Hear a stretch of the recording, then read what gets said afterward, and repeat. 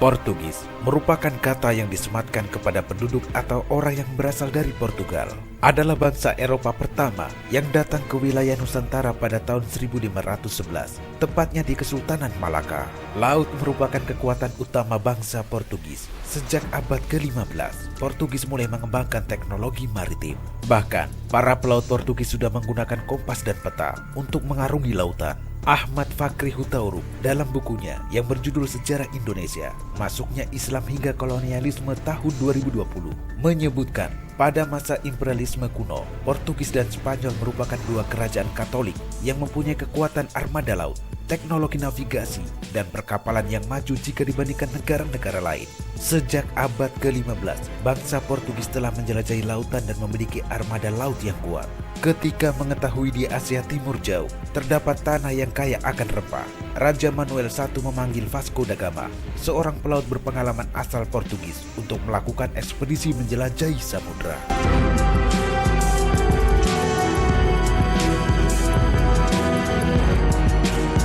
Dari laman tirto.id disebutkan bahwa tujuan utama ekspedisi Portugis tersebut mencari rempah-rempah yang menjadi barang mahal di Eropa.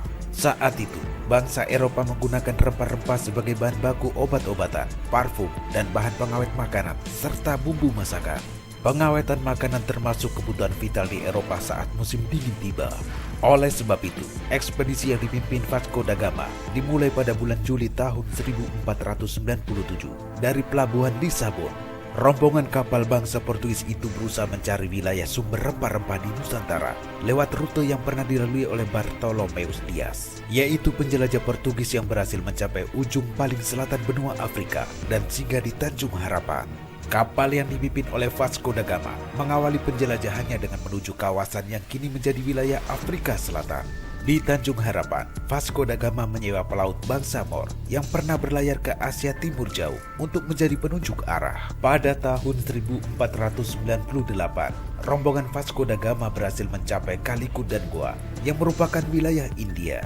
Vasco da Gama kemudian tinggal di India karena mengira daerah tersebut adalah Hindia Timur, negeri penghasil rempah. Namun, setelah tinggal beberapa tahun, ia menyadari bahwa tempat tersebut bukan penghasil rempah-rempah yang sebenarnya.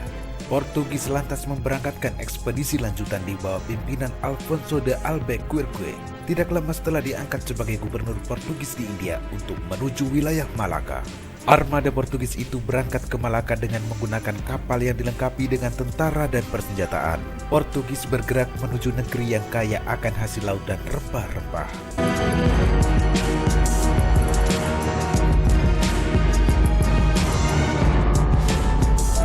Pada tahun 1511, bangsa Portugis pertama kali mendarat di Nusantara, tepatnya di daerah Malaka, yang saat itu menjadi pusat perdagangan yang ramai di Asia.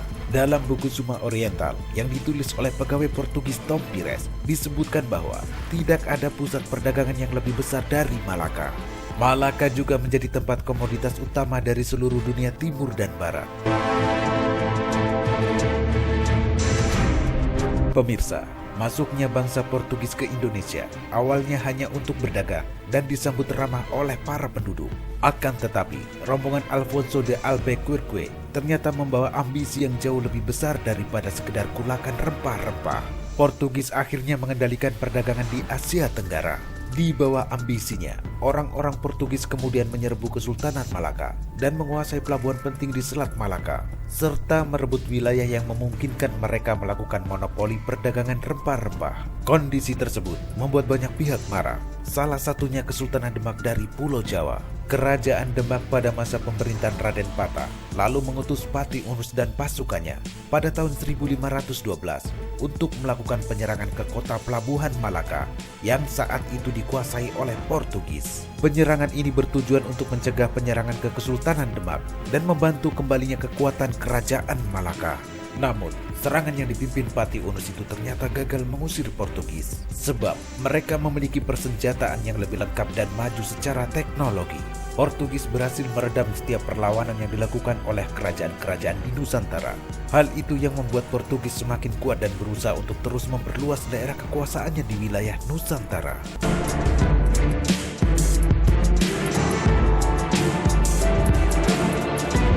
Setelah menguasai Malaka, Portugis mengirim ekspedisi lanjutan di bawah pimpinan Alfonso de Albuquerque untuk mendatangi kawasan Indonesia Timur, wilayah yang kala itu kaya akan rempah-rempah.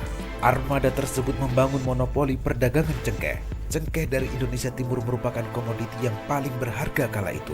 Armada pertama mendarat di Pulau Banda, Maluku. Pulau tersebut merupakan pusat penghasil pala dan selaput buah pala atau sering disebut fuli.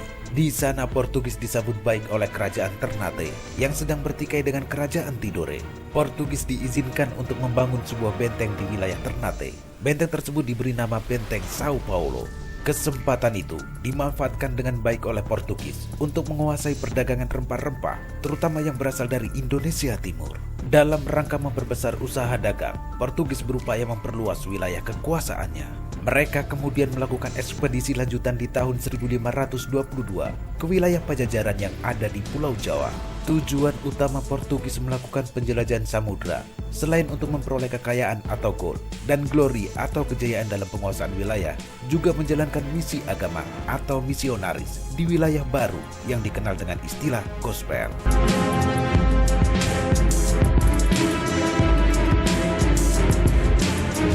Dari laman detik.com disebutkan, pada tahun 1527, tentara Demak di bawah pimpinan Fathahillah melancarkan serangan terhadap Portugis yang mulai menanamkan pengaruh dan menguasai jalur tempuh perjalanan di Pelabuhan Sunda Kelapa. Perlawanan rakyat Demak terhadap Portugis di Sunda Kelapa dibantu oleh rakyat Cirebon dan Banten. Serangan ini berhasil mengusir Portugis dari Sunda Kelapa. Nama Sunda Kelapa kemudian diubah jadi Jayakarta. Pemirsa, sejarah telah membuktikan bangsa yang besar dan maju tidak hanya karena memiliki sumber daya alam yang melimpah. Akan tetapi, bangsa tersebut harus mampu mengelola segala potensi secara optimal untuk kemakmuran rakyatnya, serta mengatasi tantangan dan hambatan dan meresponnya dengan solusi yang tepat. Ketika bangsa tersebut berhasil mengatasi permasalahan yang dihadapi, bangsa itu semakin berkembang dan maju.